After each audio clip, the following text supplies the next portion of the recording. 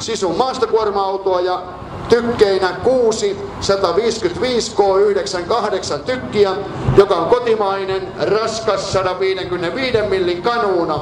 Ja tämä saapumiserän joukkotuotantoase, eli nämä tuoreet tykkimiehet koulutetaan tälle aseelle. Ja aseen kantama on jopa yli 40 kilometriä, tulinopeus 10 laukausta minuutissa, paino 15 000 kiloa ja siinä on se erikoisuus, että se liikkuu jopa oman apumoottorinsa voimin. Ykköspatterin varusmiesvahvuus 231, joista tuoreita tykkimiehiä 176. Ja kummikunta on Turku.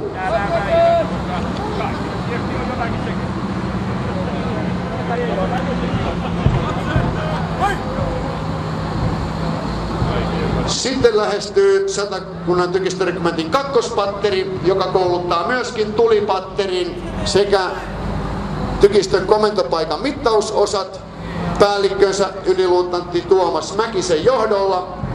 Heillä 8 Sisu E11 raskasta maastokuorma-autoa ja tykkeinä 6 152 H55 eli venäläinen raskas 152 millin haupitsi. 90-luvun alussa niin sanottujen Saksan kauppojen yhteydessä kyseinen ase hankittiin DDR:stä. Ja aseen kantama on 18 kilometriä, tulinopeus 4-6 laukausta minuutissa, paino 5700 kiloa. Kakkospatterin varusmiesvahvuus on 212, joista tuoreita tykkimiehiä 178. Ja kummikunta on Rauma.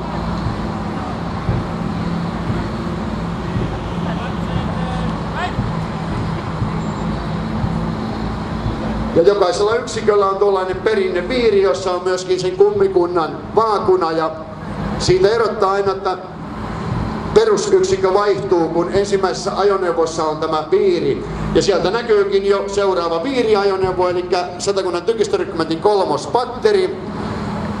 Päällikön sijaisena yliluutnantti Hanna Ellilä johtaa tätä kolmospatteria.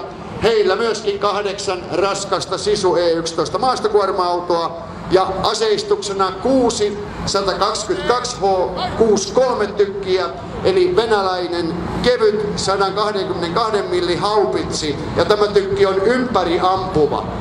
Kantama on 14 kilometriä, tulinopeus 6 laukausta minuutissa, paino 3200 kiloa. Ja kolmospatterin varusmiesvahvuus 214, joista tuoreita tykkimiehiä 155. Ja kummikunta on Sastamala.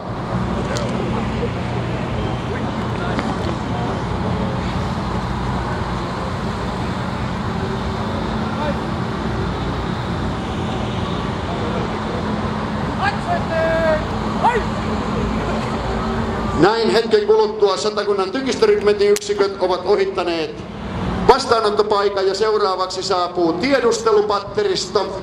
Komentaattoripäällikön sijaisena yliluutnantti Tommi Myyryläinen.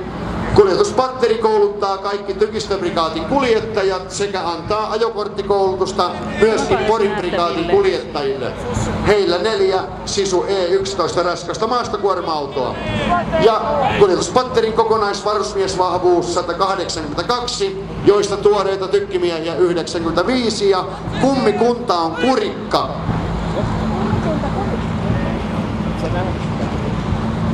Sitten raskas raketinheitipatteri, päällikkönä kapteeni Petri Haataja ja raskas raketinheitipatterilla 5 raskasta Sisu E11 ajoneuvoa sekä 1 298 raskas raketinheitin 06. Raskas raketinheitin patteri kouluttaa raskaan raketinheitin patteri, joka on maavoimien uusimpia asejärjestelmiä ja tulivoimaisin. Kummikunta on Ilmajoki ja sieltä tuleekin se raskas raketinheitin 06, joka on amerikkalaisen taistelupanssarivaunu Bradleyn alustalle rakennettu. Maksimiajonopeus 65 kilometriä tunnissa, tulinopeus 12 rakettia minuutissa ja kantama jopa 330 kilometriä. Paino ladattuna 25 000 kiloa. Ja raskaan raketinheitipatterin varusmiesvahvuus on 146, joista tuoreita tykkimiehiä 110.